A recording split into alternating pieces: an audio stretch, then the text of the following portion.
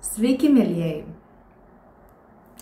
Taigi, susitinkame naujame video ir šiandieną ir apskritai vis sukasi galvoje tokia mintis padaryti tokį labiau pokalbinį video. Na, žinote, kaip podcastą vadinamai, bet tokį labiau prisėdamai ir pokalbį su jumis. Tai nežinau, ar jums patiks, tai būtinai parašykite tokią idėją mano, ar patinka jums komentare. Labai lauksiu jūsų atsakymų. O apie ką norėčiau pakalbėti šiuose video, kuriuos darysiu keletą kartų iš eilės, jeigu jums tai patiks ar bus aktualu. Na, o vlogai tikrai tęsiasi ir juos darysiu. Nes man irgi tai patinka, norisi pasidalinti savo buitimi ir gyvenimu su jumis. Tai va, dabar esu kambaryje pas Austėją. Austėja miega miegamajame, tai stebiu per kamerą ją ir jo. Tai va, tai galvoju padarysiu tą tokį video prisėdamai ir pakalbėsime plačiau, kaip man sekasi, kuo šiuo metu aš gyvenu. Ir kai būdama vieno vaiko mama, kuriam bus jau tuoj 9 mėnesiai, kaip aš jaučiuosi, kokia mano būsena, kaip vaikas auga ir panašiai. Tai visi šitie dalykai bus aptarti šiame video. Tai jeigu patinka toks turinys, būtinai pasubscribinkit mano YouTube kanalą apačioje ir taip pat paspauskite like mygtuką ant video. Ačiū! Tai pirmiausia, apie ką norėčiau pakalbėti, tai tikriausiai daugam įdomu iš tikrųjų, kaip atrodo postpartum, tas vadinamasis laikotarpis po gimdymo buvusios nešiosios pilvas. Iš tikrųjų tokia labai delikati tema ir nežinau, kodėl ilgai taip nelabai drįsau rodyti savo pilvo, nors nėštumo metu jį demonstravau ir džiaugiausi, kaip jisai augo. Aišku, žinoma, kai ateina tas laikotarpis, kada jau tu pagimdai ir tu nenori, kad pilvas būtų ir augtų ir didėtų, tai nori, kad jisai sugrįžtų į pradinę padėtį. Bet dėja, man jis nesugrįžo iš karto. Aš pačioje pradžioje labai daug svorio numečiau. Buvo man toks dalykas, matyti dėl žindymo, dėl streso ir panašiai. Tai aš labai greit numečiau 10 kg, kuriuos ir buvau priaugusi nėštumo metu. Bet tai neparodo vis tiek, kad pilvas lieka.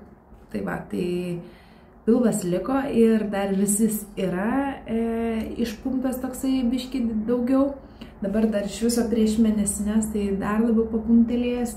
Bet jo, beje, man taip pat prasidėjo ir mėnesinės. 6 mėnesį jau prasidėjo, kai Austėjai ėjo 6 mėnesiai, man prasidėjo mėnesinės. Tai va, nors ir žindau, taip pat dar žindau vaiką, tai tas būna dar kitiems gal keista, kad kai žindai dar gali būti prasidėti mėnesinės, bet įvairiai labai moterims būna, tai taip irgi gali būti. Tai va, tai pilvas vis dar yra ir tas psichologinis toks dalykas mane šiaip visą gyvenimą slenka šitas dalykas dėl to, kad dėl savo svorio vis kažkokio dalyko kovoju su savo maistu, mityba ir svoriu. Ir dabar, kai jau susilaukiau Austėjos ir kažkaip motyvavau save, kad pasportuosiu, kad viskas greitai pranyks ir viskas bus gerai. Ir vis neatsiranda to laiko ir sportuoti, ir kažkaip labai save prižiūrėti. Tai vieninteliai dalykai, kurie mane užmotyvuodavo, tai gal pirmiau parodysiu aš jums ir papasakosiu toliau. Parodysiu pilvuką, kaip atrodo postpartum po 9 mėnesių jau, kai yra vaikui. Matote? Jis yra, atrodo, kaip laukčiaus nuo kokio 5 mėnesio. Ir šiaip pas manęs jis būdavo pilvukas.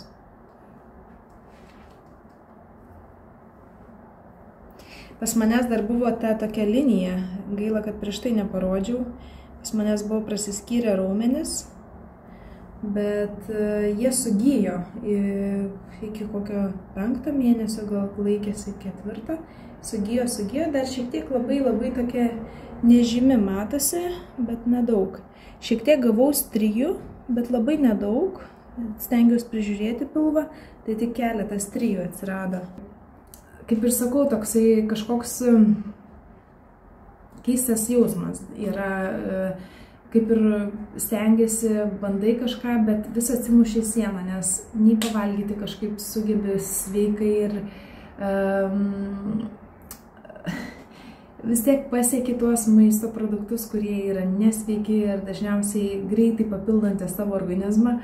Tai toks yra dalykas, kai augini vaiką, bent jau man, neturiu tokių ypatingų sąlygų, galbūt, kad galėčiau, nežinau, pradėti labai intensyviai sportuoti, nes pastoviai pas manęs visokie tokie kalneliai. Vyras dirba tokį darbą, kur išeiginės taip labai banguotai eina, nesusiplanuosi, kad ten, pavyzdžiui, kas dirba nuo 5 iki 6, žino, kad tada ten vakare turės, galbūt laiko to turės, o man visiškai kitaip reikia planuotis. Ir dabar, kas mane motyvuoja, vienintelis pamotyvavo mane sportuoti, tai yra skausmas. Tai dalinausi, kad patyriau nugaros skausmą, net nežinau, kas ten yra, bet eisiu kaip tik pas reabilitologą rytoj, man atrodo, arba poryt, tiksliai neatsimenu. Tai pažiūrės, gal kažkokiu pratimu dar skirs, nežinau, ką jie daro, tai pasižiūrėsim. Tai patyriau didelį nugaros skausmą, kuris buvo labai stiprus, ne kasdienis skausmas. Jeigu tokį patirite, tai ne apie tai aš šneku, ne apie kasdienį skausmą, kuris tiesiog nuo nešiojimo kažkoks maudimas yra, o tiesiog rėžiantis skausmas, su kuriuo tu net negali nei atsistoti, nei pasilenkti, pasikelti. Tai vienintelis šitas dalykas mane motyvavo šiek tiek pradėti mankšteles daryti ryte, kurios stiprintų mano stuburą. Tai susiradau YouTube'ai tiesiog pamokėlių ir jas darau rytais. Tai labai tokios lengvos, savęs nespaudžiu, po truputį jas darau ir kada turiu laiko ir dažniausiai tai darau ryte, nes vienintelis tas ir yra toksai laikas, kada aš jaučiuosi dar turinti tam erdvę, kaip sakant, tam sportui.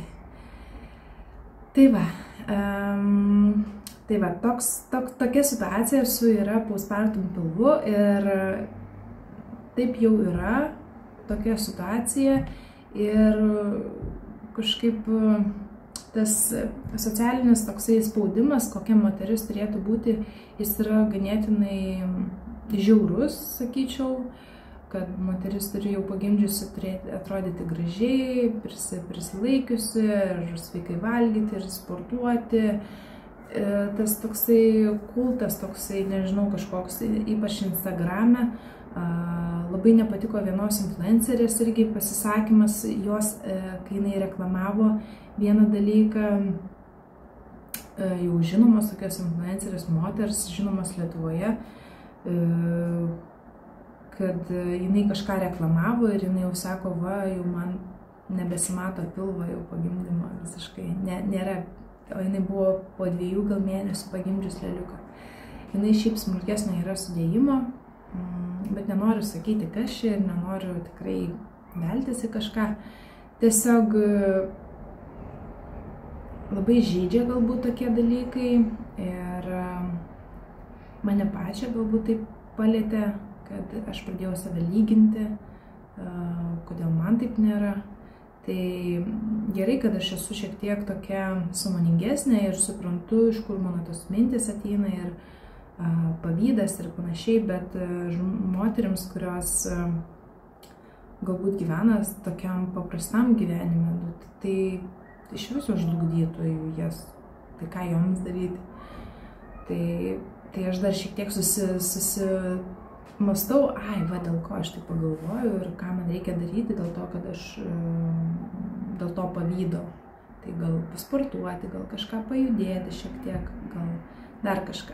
Nuėjau austėje dar kartą permigdyti, nes jinai atsikėlė, dabar tokia fazė yra, nes į 2 miegučius perėjom iš 3, tai dabar šiuo metu jinai gal dėl to, kad karšta, miega tik tai po pusvalandį, o kadangi 2 miegučiai, tai reikia išmiegoti po 1,5 valandos ar virš valandos biški, kad tiesiog būtų tas toks daugiau valandų išmiegotų per trumpesnius, per mažiau miegų, žodžiu. Tai išmiegojo, atsikėlė, migdžiau ant foteliuko atsisėdus, ant rankytės, nes kitaip tik tai padedu, iš karto atsikėlė. Tai va, tai pamiegojo, atsikėlė, dabar jinai va čia va žaidžia. Tai galėsim truputį pašnekėti, dar pratęsti ilgiau, pabendrauti, bet tikriausiai ilgai man jinai neleis, bet bandysim. Tai va, tai žodžiu, kur baigiau, kad apie tą sportą, tai žodžiu, reikia po truputį grįžti į tą sportavimą, bet vis save sakau, nespaudžiu, nes turiu kitų problemų su sveikata, tai ne problemų, bet dalykų, kurios turiu išspręsti, tai po truputį grįžtu ten ir dėl to nepergyvenu. Jeigu dabar žiūri mama, kuri taip pat irgi labai kažkaip save lygina, tai galbūt norėčiau va tokią žinutę nešti, kad nelygintumėm savęs su kitom mamom, nes galbūt kitos mamos, nors taip gal neatrodo tam Instagrame ir kažkur kitur, ar kažkur giminėse, ar kažkur kitur, bet pagalvokite visada, kokias galimybės turi kiti žmonės. Galbūt turi auklę, galbūt vyras namuose dirba, arba dažnai būna namuose.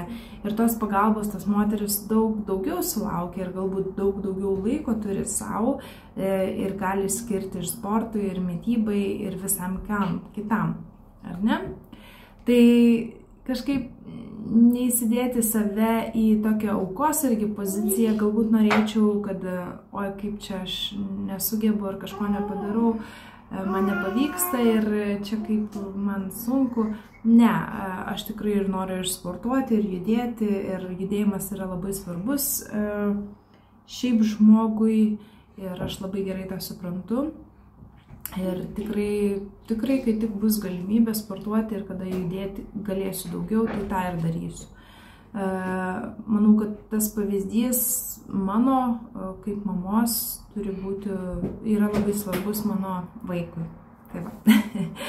Tai paupdeitinsiu, kas vyksta mano gyvenime, kuom susiduriu šiuo metu, tai su kokiais dalykais, lygom ir panašiai. Tai norėčiau galbūt aptarti vieną iš problemų, kurias turiu. Taip pat irgi, kad moteris gal negalvotų ir nesijaustų vienišos šiame sunkiame kelyje, kad būna mamos, kad ir serga pačios, kad ir turi problemų pačios ir kad jas reikia po truputį spręsti ir nebijoti tai daryti, nebijoti kreiptis. Ir pirmiausia, kas man nutiko, tai nežinau, ar matosi, dabar biškai yra galbūt sumažėjęs ir su makiažu, bet turiu tokį, kas mane sekate kurį laiką, galbūt pastebėjote, turiu tokį kaip šaltąjį miežį tikriausiai, kuris ilgai yra ant mano akies. Aš buvau galbūt 5 mėnesį, kai man atsirado su austėja, buvau pilvuke austėja ir skaityk dabar yra jau 9 mėnuo, kai jau austėja gimusi, tai tikrai ilgą laiką jisai laikosi ir jis kartais padidėja, kartais sumažėja ir aš nesuprantu, kas čia yra. Tai kai pirmą kartą kreipiausi dėl to pas savo šeimos gydytoją, tai sakė, vis tiek nieko negalim dabar padaryti, nes ko gero reikės antibiotikų. Tai nes aš maitinau tuo metu, tai krūtinė austėja, tai sako, tai dar nieko negalim padaryti. Ok, tai va, tai laukiau dar šiek tiek aš bet žiūriu, kad vis tiek manis nedidėjo, kartais net paskausta ir galvoju, blemba, kad ir dar pradėjo antakis kristi, nes čia vis tiek svoris užsideda kažkoks ir antakis pradėjo kristi. Nu, biški baugu darosi, kad po to nematysiu su akim, tai vėl kreipiausi ir dabar mane užrašė pas oftalmologą. Tai tikriausiai čia akių gydytojas, kuris gal labiau kažką galės man padėti ir pasižiūrėti labiau. Tai va, tai šitą dalyką sutvarkysiu, tikiuosi, neužilgo ir rytoj ar poryt irgi einu pas tą oftalmologą ir man patikrins. Tai nežinau, kas seks, kokie kiti žingsniai, ar tikrai reikės antibiotikų kažkokių naudoti. Tai pasitarsim viską, sužinosiu, nes aš dar žindau austėją, tai pasitarsim viską ir sužinosiu, ko reikės ateityje. Taip pat dar vienas dalykas, kurį buvau nesenai atskleidus dėl akmenų, kurie yra mano tulžyje. Tai šita problema daug didesnė ir galbūt sudėtingesnė, labiau sakyčiau. Nes taip pat man irgi akmenys akmenų priepuoliai prasidėjo po to, kai pagimdžiau austėją. Ir nesupratau pradžioj, kas yra, aišku, bet labai stiprus skausmas, atrodo kaip širdies smūgis toks vos. Taip galėčiau aš jį vardinti. Kažkoks toks skausmas stiprus pereina į menties sritį ir tu kaip dūsti, kaip negali pajudėti, kaip iš skausmo negali nieko daryti ir tau, man buvo kokį 10 minučių. Ir po to praėjo. Vyras davė, atsimenu, nuo skausmo vaistų ir išsikvietėm greitai. Tai pirmoji tokia patirtis buvo ne kažkam. Na ir po to kreipiausi pas gydytojus. Tai mane ištyrė ir peršvietė su echoskopu, kad yra akmenukų grandinėlė tokia nedidelė, būtent tokie maži akmenukai tulžyje. Ir kadangi jie yra maži, tai jie yra pavojingesni, kadangi jeigu būtų, pavyzdžiui, didelis tas akmuo, tai jisai užstringa ir neišteka į latakus ir jisai nusmelėja po truputį ir pavojaus nesukelia. Bet jeigu yra tie akmenukai tokie maži ir jie pralenda pro latakus ir ten, kur yra siauresni latakai, jie užstringa latakuose ir gali prasidėti uždegimas ir plyšti latakas ir tada patekti man į kraują visi toksinai ir aš tada pagelsiu ir mano sveikatai grės didelis pavojus. Tai paaiškino gydytojas. Tai va, tai žodžiu, kai aš buvau apsilankyti pas tą gydytoją, kuris žodžiu, tos dalykus daro, tai sakė, ar tu maitini, tai aš pasakiau, kad maitinu, tai sako, tai susitiksime tada, kai baigsim maitinti austėją ir galėsim tada spręsti, ką daryti toliau. Pasižiūrėsim tikriausiai, ar yra vis dar tie akmenukai. Tikriausiai niekur jie ir nedings, nes, kaip suprantu, nelabai kažkaip eina jų išvalyti. Ir žiūrėsim, arba reikės operacijos. Tai operacija yra, kad išima tulžį. Operacija yra nesudėtinga. Tai va, tai nesudėtinga šiais laikais, jinai ten su lazeriu, man atrodo, prapjaunama, 3 taškai kažkokie ir išimama jinai. Tai va, tai nežinau, bet labai gąsdino mane kažkaip šitie dalykai, tos operacijos. Tai nežinau, žiūrėsim pagal situaciją, kaip yra. Bet aš supratau, nuo ko man kyla tie priepuoliai, kada išgeriu kavos arba suvalgau labai didelę koncentraciją turinčio šokolado. Ir tai yra kofeinas ir tikriausiai tas šokoladas ar kava mane veikia ir tą priepuolį iššaukia. Žinau, kad kitiems būna netgi visą dieną priepuoliai, būna neščiosim tie priepuoliai ir labai skausmingi ir negalima gerti vaistų jiems, nu žodžiu. Nelabai maloni liga, bet kadangi aš vengiu tų maisto produktų, nuo kurių ir man kilo, buvo iš vis 3 kartus, man atrodo, priepuolis pasitaikęs. per tiek laiko, tai visai nedaug, kaip sakyčiau. Ir aš vengiau, negeriu visiškai kavos. Aš šiaip nelabai gerdavau kavos, bet karts nuo karto kokį puodelį išgerdavau. Ir po nėštumo ypač, žinot, reikia tos energijos ir galvoju, va, čia atsigersiu kavos. Ir jo, ir man buvo priepuolis iš karto. Tai va, taip įdomiai. Tai va, akmenės tie gali atsirasti po nėštumo būtent, kada moteris mažiau juda nėštumo metu ir arba labai daug svorio nukrenta. Tai man taip ir buvo, iš tikrųjų, aš mažai judėjau ant pačio galo, kiek ten šuniuką išvesdavau ir viskas. Ir nei aš ten mankštų kažkokių bedarydavau, nei ko. Ir taip pat irgi numečiau daug svorio per labai trumpą laiką. Tai nežinau, kaip čia tas viskas įtakoja ir kaip viskas susiję, bet tikriausiai susiję. Taip va. Ir žodžiu, yra va tokia situacija, yra liga ir su jie reikės dylinti kažkaip.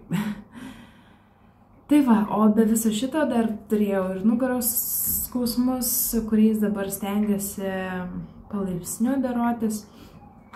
Tai va, tai iš tikrųjų būna ir nenumatytų gyvenime dalykų ir ką norėjau va, šituo dalyku papasakojimu tokiu pasakyti dabar jau iš kitos perspektyvos, kai nebesu kažkokiame skausme ir galiu kontroliuoti tą situaciją. Iš pradžių tai yra baugu labai, tu galvoji, dėl ko čia man taip ir kas čia man taip atsirado, bet toks priėmimas atėjo, kad viskas yra gerai, tiesiog reikia kreiptis, reikia eiti, klausti, dylinti ir nebijoti aiškintis, nes iš seniau yra likę tokie dalykai, kad geriau nesikreipti, ai čia viskas gerai, čia nieko tokio, praeis čia, bet nežinau. Manau, kad reikia kreiptis, manau, kad reikia dylinti tą situaciją, nes jinai pati savaime tiesiog neišeis niekur. Tai va, tai galbūt tuo norėjau pasakyti, kad niekad nežinai, kas gyvenime tau gali nutikti, atrodo, esi sveikas, laimingas žmogus ir po nėštumų dažniausiai viskas keičiasi, nes esame labiau išbalansuotas hormonais ir išnešiojame vaiką, tai be galo daug reikalauja pastangų. Ir tas mano priėmimas buvo sudėtingas, galbūt to, kad suvokimas, kad aš išnešiojau 9 mėnesius kūdikį ir po to pagimdžiau jį ir po to reikėjo rūpintis staiga, liuliuoti, čiučiuoti, nešioti. Ir tas nepripažinimas savo, kad tiek daug darbo įdėjau, ne tai, kad nepripažinimas, bet savęs nuvertinimas ir toks neįvertinimas, kad wow, kiek tu padarei ir dabar dėl to ir visokie ir vyksta organizme dalykai dėl tų sunkumų, kuriuos tu įveikiai. Tai va, tai dabar iš tikrųjų kitaip galvoju ir galbūt labiau tas akimirkas vertinu su savo vaiku, su savo dukra, su savo vyru, stengiuosi vertinti labiau tas akimirkas gražias, nes niekada nežinai, kas gali tau nutikti gyvenime ir kaip gali viskas pakreipti. Tai jo, galbūt tiesiog daugiau pasidžiaugti tom gražiais momentais ir priminti, kaip viens kitą mylim, kaip džiaugiamės, kad esame šalia, kol dar esame gyvi, sveiki ir galime judėti, galime vaikščioti, galime matyti, girdėti ir džiaugtis tom akimirkom, gamta, džiaugtis austėje, negalima. Žaidžia žodžiu. Tai va, tai tiek norėjau papasakoti apie visą tą situaciją su ligomis, kad dabar būtų labiau aišku, iš kurios pozicijos aš einu, nes daugelis galbūt nežino gilesnio mano aspekto, kokios emocijos dabar, ką aš išgyvenu, kad norėtyti, kad žmonės labiau galbūt suprastų, iš kur aš ateinu ir kas pas mane, kokios emocijos, kas verda viduje ir su kuo tenka man susidurti. Žinau, kad kitoms galbūt lengviau, viskas galbūt sklandžiau, viskas einasi ir viskas gerai ir nereikia lygintis su nieko, ir nereikia lygintis ir nereikia galvoti, kad visiems vienodai ar panašiai turi būti. Ne, čia yra mano asmeninė patirtis, aš dalinuosi savo dalykais, kas man dabar šiuo metu yra ir savo mintimis ir savo poziciją labai aiškiai noriu išreikšti. Tai austėjai dabar yra jau tuoj 9 mėnesiai, 26 dieną bus, tai už kelių dienų. Ir taip, tai austėjai jau 9 mėnesiai. Ką jinai jau daro? Austėja, ką tu darai? Papasakok. Ką darai? Ką darai? Jinai jau pradeda stoviniuoti, tai įsikibus į stalą, sofą, atsistoja, bando jau šiek tiek taip truputį paeiti palei tą sofą. Jo, jau labiau stoviniuoja. Jinai sveria 9,5 kilogramų. Jau nelengva panelė, bet ir normali.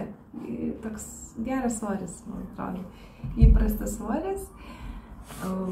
Austėjai išlinda pirmieji 2 dantukai, bet dar nepilnai, bet jau matėsi labai išlindę apačioje dantukai. Ko gero neužilgo sulauksime ir viršutinių, nes kiek žinau, jie po truputį pradeda eiti, sulūpdažiu, kad neišmurdačiau tavęs, ir po to jau pradeda lysti iš karto tie viršutiniai. Tai va.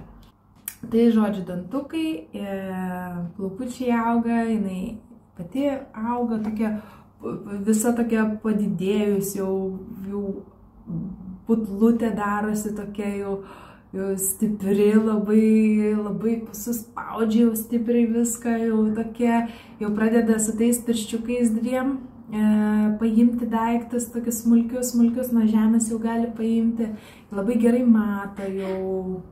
Žodžiu, visi tie milestonai, kuriuos jinai atėjo, viskas jau yra. Jinai ir visus tos darė, nepraleido visų, nei vieno nepraleido stadijos, tos kaip vadinamosios. Ir šliaužė, ir ropojo, ir dabar ropoja, vis dar, tai va, taip truputį dabar tik tai stojasi jau. Ir dar vakar buvome su vyru Aikijoj, sekmadienį, šiandien pirmadienis yra, tai buvome Aikijoje, nupirkome jai puoduką ir galvoju, po truputį pradėsiu mokinti atsisėsti ant puoduko ir padaryti kaką. Tai aš žinau, kada jinai kakoja, dažniausiai bent jau žinau, kuriuos kakos, nes kartais būna ir kad tiesiog pakakoja, va dabar yra pakakojus, bet žinau, kad ryte visada nusikakoja ir po pietų būna tas kakas. Tai vakar pabandžiau ir pavyko jai nusikakoti ir dar ryte nusikakoja irgi, nes žinau, kada jinai kakoja, tik tai atsikelia. Jeigu padedam ant žemės, dar paduodu vandenuko, tai tikrai eis kakoti, tai iškart padėjom puodelėje ir jai pavyko pakakoti. Tai norėjau pasidžiaugti su jumis, kad pavyksta šitas dalykas, galvojau, kad gal bus sunku labai, bet tiesiog reikia įdėti pastangų į tą visą mokinimo procesą, galbūt, nes reikia pamperį nuimti, reikia pasidinti ant puoduko, po to nuvalyti, po to išpilti kakutį, išplauti indelį, po to jai vėl galbūt pamperį uždėti, galbūt nedėti, toks dar pati tiksliai nežinau, kaip kas vyks. O dėl žindymo taip pat Austėją maitinu vis dar, tai yra jau 9 mėnesius maitinu krūtinę ir planuoju toliau tęsti, tai kol kas buvo planas iki metų tęsti, bet kaip supratau, nėra toks dalykas, kad tu iš karto imsi ir nutrauksi, geriausia yra palengva nuimti. Tai gali būti, kad užsitęs ir ilgiau, gali būti iki 1,5 gal metukų, gal mažiau, žiūrėsim, kaip mums seksis, bet kiek dabar pastebėjau, iš tikrųjų tas maitinimas toks ir tapo šiek tiek netokia jinai priklausoma kažkokia yra nuo manęs, tai aš kažkaip pradėjau džiaugtis to, kad kartais aš galiu kažkur išvažiuoti, vyras išleidžia, pabūna ir jinai nėra tokia priklausoma nuo to pieno, nes jau gali kažkokių užkandžių jai paduoti, duodam tokių kukurūziukų visokių užkandžiukų, po to vis tiek yra primaitinimas. Aš primaitinu ją jau nuo 6,5 mėnesio, man atrodo, mes pradėjom jau tokio normalų primaitinimą, o mėginome dalykus nuo 4,5 mėnesio. Tai ten tiesiog pačiupinėdavo kažką burnytį, paragaudavo citriną, obuolį, bananą, tiesiog pamėgindavo. Kaip sakant, dalykus jau nuo 4,5 mėnesio tiesiog palaižydavo kažką, o jau valgyti jau grinai tik nuo 6,5 pradėjo mėnesio ir mes taikėme gabaliukais techniką. Košytėm bandžiau pradžiai tam tyreliam, bet kažkaip nelabai kažkaip man kibo šitas dalykas. Dar draugė pasidalino viena knyga su manim, perskaičiau tą knygą ir logiška labai, viskas labai suprantama, kodėl yra tai daroma, tais gabaliukais primaitinimas. Ir mums labai tiko šitas būdas. Jinai labai greit pagavo jį ir rinkdavosi pati, ką nori valgyti. Labai agurkai, pomidorai labai patikdavo, žodžiu, visa žaluma, tai kažkaip jie traukdavo. Tai va, tai iki šiol maitiname tokiu būdu. Darau ir košės, ryte avižų, pavyzdžiui, būna, kad bulvių košę kokią valgo. Atsargiai, gerai. Atsargiai.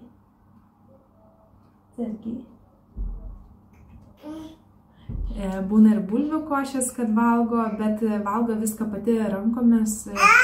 Aš kartais paduodu su šaukščiuku jai kažką, bet jinai labai tokia savarankiška, nori pati čiupti viską ir, žodžiu, pati valgyti. Tai to pasakoje, kadangi jinai daug ir ilgai jau kramto, tai jinai išmoko jau kramtyti ir ryti. Ir jeigu būna ir kad biški kažkas springsta, tai jinai atryna tą maistą. Tai, žodžiu, tas labai man patiko, kad šitas būdas primaitinimo ir vaiką išmokina atryti ir neužspringti. Ir kramtyti išmoksta vaikas, aišku. Tai tokie dalykai apie primaitinimą, austėja. Augam, pradeda po truputį šnekučiuotis. Mama jau taip pat girdėjau. Tėtė irgi kaip ir pasako. Tokie gražūs momentai. Tuo pačiu ir atsiskyrimo stadija prasidėjo, kadangi vaikas jau pradeda suprasti, kad aš iš tikrųjų, kai išeinu, aš nedingstu, kažkur esu. Tai, žodžiu, vaikas manęs ieško ir verkia, kai aš nueinu. Tai biškitas nervuoja iš tikrųjų. Bet nieko, kažkaip menedžinu šitą dalyką ir netgi kiti sakydavo, kad jiems, oi, čia leliukas kai guli, kai fainiai, o čia vaikas pradės vaikščioti, čia ropoti, čia be tavęs negalės ir panašiai. Man yra šita stadija daug fainesnė, man jau nuo 7 gal mėnesio, nuo 6,5 mėnesių, kai pradėjau valgyti ir sėdėti austėje, man taip yra daug lengviau, aš taip jaučiuosi geriau, nemoku net apsakyti, man visiškai skiriasi dalykai, kai tu visiškai esi prie kūdikio pririštas ir kai tu esi, gali dabar šnekėti su jomis, gali ir jinai šiek tiek užsijama kažką ir kažką veikia. Tikrai yra daug paprasčiau ir daug lengviau man asmeniškai jau dabar šita stadija. Tai va, o dar norėjau trumpam galbūt pašnekėti apie pogimdyvinę depresiją, kuri mane ištikusi yra vis dar. Pradžia buvo, kaip ir sakiau, sunki man labai, kol matyti pripratau prie viso to ritmo, prie nemiego to ir panašiai. Vis dar miegas yra sunkus man naktimis, nes daug maitinti tenka ir austėja labai miega taip jautriai, bet mes iš karto užmiegam ir viskas gerai. Tas miegas toks budrus ir vis dar sudėtingas, bet išilsėti šiek tiek pavyksta. Tai Jeigu jau labai esu pervargus ar būna serga austėja ar dar kažkas, tai dieną tada miegu su ja.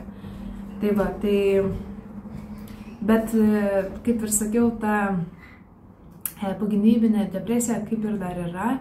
Aš jaučiu jos požymius, kai būna sunkiau užmigdyti austėją. Čia buvo dar 3 miegai prieš tai.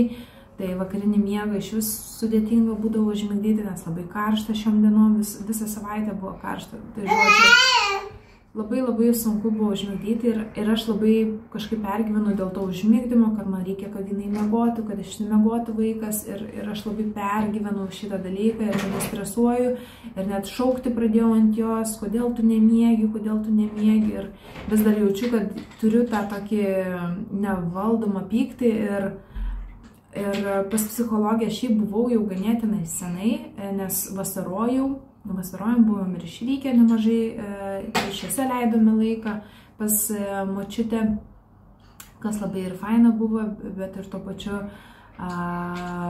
neturėjau savo erdvės, kaip sakant, savo namų, kuriuos kuriu ir gyvenu čia ir džiaugiuosi tą aplinką. Tai labai nekantravau ir grįžti ir pradėti vėl kurti savo aplinką toliau. Ir užsakiau ir lovytę austėjai, žodžiu, apie tai šiek tiek kitame gal video, bet jo, tai va, tai žodžiu, ta depresija kol kas dar yra, tai manau, kad tikrai dar eisiu dar ne kartą pas psichologę, tikriausiai nėra viskas išsiaiškinta, bet labai gerą jinai man patarimą davė prieš išeinant, kaip sakant, į tas vasaros atostogas, kad bandyti būti toj beviltiškumo situacijoje ir paleisti dalyką, kad nepavyksta kažkas, tiesiog būti beviltiškoje situacijoje ir neplėtoti savo emocijos tos stiprios ir nepereiti į pyktį. Tai va, tai nežinau, kaip man seksis, tikiuosi pavyks išeiti šito pykčio rato, bet aš manau, kad tai daug kas pareina iš vaikystės, gal kažkada prisėsiu ir papasakosiu, jeigu jums įdomu apie savo vaikystę labiau, kuri galbūt irgi buvo tokia biški traumuota ir nelengva, bet manau, kad mane tokia užugdė stipresnę moterim, ne tai, kad stipresnė, bet tokia vat, tokia mačiusi moterį, merginą, moterį, tokius sunkesnius dalykus ir kažkaip vertinančią tą dabartį kitaip. Tai va, tai kažkaip reikės jos, kaip ir galvoju, dar tikrai apsilankyti pas psichologę, nes jaučiu, kad dar yra neišspręstų dalykų ir manau, kad vis dar tai yra svarbu ir aktualu man, dėl to, kad noriu išeiti iš to rato, pykčio rato kažkokio ir nevaldomo to tokio proveržio, kada bijau, kad nenoriu tikrai, noriu gražiai su austėja bendrauti ir rodyti į pavyzdį, kad jinai turėtų tokį kitokį suvokimą apie bendravimą. Tai man tas yra labai svarbu. Tai ką, ačiū labai, kad žiūrėjote. Būtinai paspauskite subscribe ir like mygtuką apačioje. Mes su austėja einame kažką pavalgysim, nes jau gurgė pilvas ir susitiksime kitame video. Ir ačiū labai, kad palaikote, žiūrite ir komentuojate. Iki!